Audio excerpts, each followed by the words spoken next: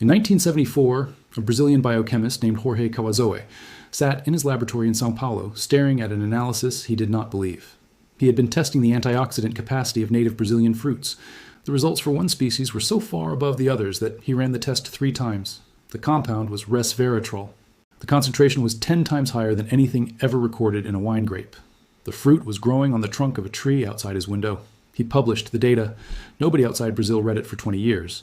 Not because the science was wrong, because the fruit could not survive a supply chain. It begins fermenting within 3 days of harvest, on its own, without yeast, without warmth. The sugar converts, the alcohol rises, and what was a fresh fruit becomes wine before any refrigerated truck could reach the airport. The global food industry is built around products that last. This fruit does not cooperate. And so the highest concentration of resveratrol ever documented in a natural food source stayed in Brazilian backyards, while a $400 million supplement industry quietly sourced a weaker version from a different plant and sold it back to the world in plastic capsules. Subscribe and hit the bell. Every share helps preserve what they tried to erase. The archive opens in the forests of Minas Gerais, Brazil, roughly 5 centuries before Kawazoe's laboratory existed. The Guarani people were walking through lowland forest when they noticed something that European botanists would later spend considerable time attempting to explain: a tree covered in fruit, not fruit hanging from branches the way every other tree produces it. Fruit growing directly out of the trunk, out of the bark, emerging from the woody stem like dark purple blisters crowding every inch of the main body of the tree from the base to where the branches began. They named it in Tupi, Jaboti, the word for tortoise, and Kaba, meaning place. The tortoise place? Because the fallen fruit collected at the base of the tree and tortoises came to eat it. The name preserved something botanists would later confirm. The fruit fell when ripe, fast, and in quantity. A mature Jabuticaba tree drops hundreds of kilograms of fruit in a single fruiting cycle. The tortoises knew when to arrive. The Guarani ate the fruit raw, pressed it into fermented drinks, and used the bark and leaves to treat respiratory illness. When a child developed a persistent cough that would not clear, the bark was boiled and the liquid given 3 times daily. When a man developed a swelling of the throat that made swallowing painful, the fruit was consumed at every meal until the inflammation subsided. They did not have a word for tonsillitis. They had a tree that treated it. This is the Jabuticaba Plinia cauliflora. A member of the Myrtaceae family, the same family as guava and allspice. Its cauliflorous growth pattern, the technical term for bearing fruit directly on the trunk, is so rare in temperate climate trees that European colonists who encountered it in the 1500s assumed they were looking at a diseased specimen. The purple fruit clusters covering the bark looked like something wrong, something to be concerned about. It took several years before anyone tried eating one. They did not make that mistake again. The flesh inside the dark purple skin is translucent white, sweet, with a subtle tartness that sits at the back of the mouth long after swallowing. Early Portuguese colonists compared it to a muscadine grape grown in conditions that no grapevine could tolerate. The tree required no trellis, no pruning system, no careful management of soil acidity. It grew in Brazilian clay, in tropical heat, in conditions that killed European fruit varieties within a season, and it produced, twice a year on the same trunk, for 100 years. By the colonial period, Jabuticaba wine was being made across Minas Gerais, São Paulo, and Rio de Janeiro. The fermentation timeline that now makes the fruit impossible to export was, in this context, an advantage. You picked the fruit in the morning and had wine by nightfall. No waiting for yeast, no temperature management. The sugar-to-alcohol conversion began on its own within hours of harvest, accelerating through the day and producing a wine that tasted of dark fruit and earth and something slightly wild that no European variety could replicate. Markets in Brazilian cities still sell it today, but only if you live within driving distance of the groves. It is sold in the morning. By afternoon, the vendors have gone home. The fruit that was not sold begins its transformation. By the following morning, it is no longer Jabuticaba. It is starting to become something else. Now the science that Kawazoe found in 1974 and that the research community gradually confirmed over the following decades. Resveratrol is a polyphenolic compound produced by plants under stress. Fungal attack, physical damage, ultraviolet exposure. The plant synthesizes resveratrol as a defensive molecule, concentrating it in the skin and flesh of its fruit to protect the seeds it carries. The higher the stress the plant experiences, the more resveratrol it produces. This is why red wine contains more than white. The grape skins in red wine fermentation release the compound into the liquid. The grape skins in white wine do not. The Jabuticaba grows its fruit pressed directly against bark that is exposed to full tropical sun, subjected to fluctuating humidity, and in contact with the full complement of soil organisms, fungi, and bacteria present in Brazilian forest floor conditions. The stress load on the fruit is extreme by any agricultural standard, and the resveratrol response is proportional.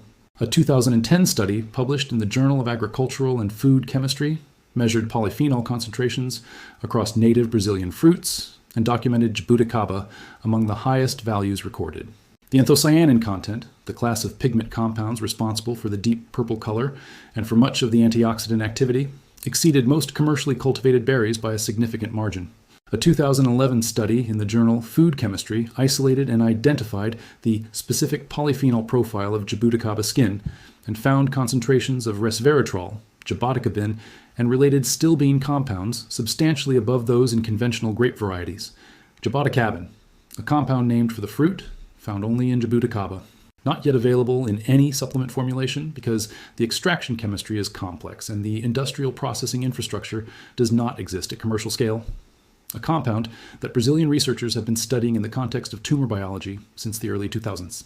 In 2014, a research team at the Universidade Estadual de Campinas published findings on Jabuticaba extract in human colon cancer cells. The extract inhibited cell proliferation and induced apoptosis, programmed cell death, in a dose-dependent manner. The mechanism involved multiple pathways. In 2018, a study at the Federal University of Minas Gerais documented Jabuticaba extract reducing inflammation markers in obese patients over 12 weeks. Fasting blood glucose decreased. Oxidative stress markers improved. The effects were comparable to pharmaceutical intervention. The research is not fringe. It is published, peer-reviewed, and accumulating year by year in Brazilian scientific literature. It is simply invisible to the global pharmaceutical and supplement industry because the fruit that generates it cannot be processed at industrial scale. The compound cannot be extracted from the whole fruit in sufficient volume to make a product, and the whole fruit cannot be shipped. Here is where the money is. The global resveratrol supplement market was valued at approximately $470 million in 2023. It is projected to exceed $700 million by 2030. The primary source is not grape skin, it is not Jabuticaba, it is Japanese knotweed, Fallopian japonica, an invasive plant that grows across the eastern United States, that American homeowners spend billions of dollars trying to eradicate, and that chemical companies sell billions of dollars of herbicide to kill. The same plant that landscape managers declare a crisis in England, Japan, and the northeastern United States is the primary raw material for the resveratrol in your supplement cabinet. Japanese knotweed contains resveratrol at approximately 80 to 187 milligrams per 100 grams of dried root. Jabuticaba contains resveratrol at concentrations that peer-reviewed analysis has measured at multiple times that level in the fresh fruit. But Japanese knotweed can be harvested by machine, dried, shipped across oceans, processed in industrial facilities, and standardized to a precise dosage. Jabuticaba turns to wine in the sun. The supplement industry did not suppress Jabuticaba. It did not need to. The fruit suppressed itself through its own biology. 3 days from fresh to fermented is not a feature any global supply chain can accommodate. The industry simply walked around the obstacle, found a less effective but processable alternative, built a $470 million market around it, and has no commercial interest in solving the logistics problem that would make the better source available. Meanwhile, in São Paulo, in Belo Horizonte, in Curitiba, in the backyard gardens of every middle-class Brazilian household that has ever grown anything, the tree stands, producing twice a year, covered in purple fruit, converting sugar to alcohol before the vendor can pack it for transport, watched by tortoises. You can grow Jabuticaba outside Brazil. The tree is cold sensitive, but not impossibly so. USDA zones 9 through 11 cover Florida, coastal California, Hawaii, the Gulf Coast, and parts of the Southwest. Outside these zones, the tree survives in large containers moved indoors during frost. It requires acidic soil with pH between 5.5 and 6.5. It prefers full sun with consistent moisture. It does not tolerate waterlogged roots. The critical word is patience. Jabuticaba, grown from seed, takes 8 to 15 years to produce its first fruit. From grafted cuttings, which are available from specialty Brazilian and tropical plant nurseries in Florida and California, the first fruit may appear in 4 to 6 years. The wait is significant. But a mature Jabuticaba tree in appropriate conditions produces fruit twice annually for the lifetime of the planting. Some trees documented in Brazilian family orchards have been producing for over 80 years on the same root system. You plant it once, your grandchildren harvest it. When the fruit comes, it comes suddenly. The trunk transforms overnight. Dense clusters of white flowers emerge directly from the bark, covering every inch of the main stem. And within weeks, those flowers become the dark purple fruit. The window between peak ripeness and fermentation is narrow. 3 days in summer heat, 5 days in cooler conditions. Harvest daily, eat immediately. Press what you cannot eat into juice and seal it within hours if you want it unspoiled. The raw fruit, eaten fresh, delivers the full polyphenol profile. Every anthocyanin, Every resveratrol molecule, every unit of Jabuticaba, nothing extracted, nothing processed, nothing concentrated and repackaged at a markup that puts it beyond the budget of the people who need it most. Eat 10, eat 20. The serving size in most Brazilian households is a handful eaten, standing under the tree while the harvest is happening, because there is no practical reason to carry them further.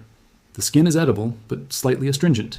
Some people eat the whole fruit. Others prefer to press the skin between the teeth, extract the flesh, and discard the skin and seed together. Both methods deliver the compounds. Neither requires a laboratory, a supplement manufacturer, or a $40 monthly subscription. The resveratrol story began with red wine. French researchers in the early 1990s, studying why French populations showed lower cardiovascular mortality despite high-fat diets, identified the compound in red wine as a candidate explanation. The hypothesis became a marketing premise. The supplement industry built a category around it. The wine industry used the association to position moderate alcohol consumption as health-promoting. A compound that exists in nature across dozens of plant species became the intellectual property of a supply chain that sources it from an invasive plant that homeowners are simultaneously paying to eradicate. Jorge Kawazoe published his findings in 1974 from a laboratory in São Paulo, while the fruit that would eventually validate his numbers grew on a tree outside his window. His work sat in Brazilian scientific archives, while the global industry built itself around a compound he had already found at 10 times the concentration in a fruit nobody outside his country could keep fresh long enough to taste. The wine industry earns $340 billion per year. The resveratrol supplement industry earns $470 million per year and growing. Both industries derive their scientific credibility from a compound that a Brazilian tree produces at concentrations neither industry uses, sources, or acknowledges. The tree does not know any of this. It has been covering its trunk in medicine twice a year for centuries. The tortoises still come at harvest time. The vendors still pack their tables before sunrise and close before afternoon. The fruit still turns to wine in 3 days, whether anyone has figured out how to ship it or not. One grafted cutting, one pot with acidic soil, one window that gets direct sun for 6 hours a day, 4 to 6 years of patience for a tree that will then produce on the same trunk for the rest of your lifetime. The compound that a $470 million industry sells back to you in capsules grows on a tree that fits in a ceramic pot on your balcony and asks only for sun, water, and the kind of time that supply chains will never be able to provide. The tortoises knew where to find it. Now you do too. If this story opened something for you, subscribe to DTD Stories and hit the bell. Every like and every share preserves what they tried to erase. The next story opens soon.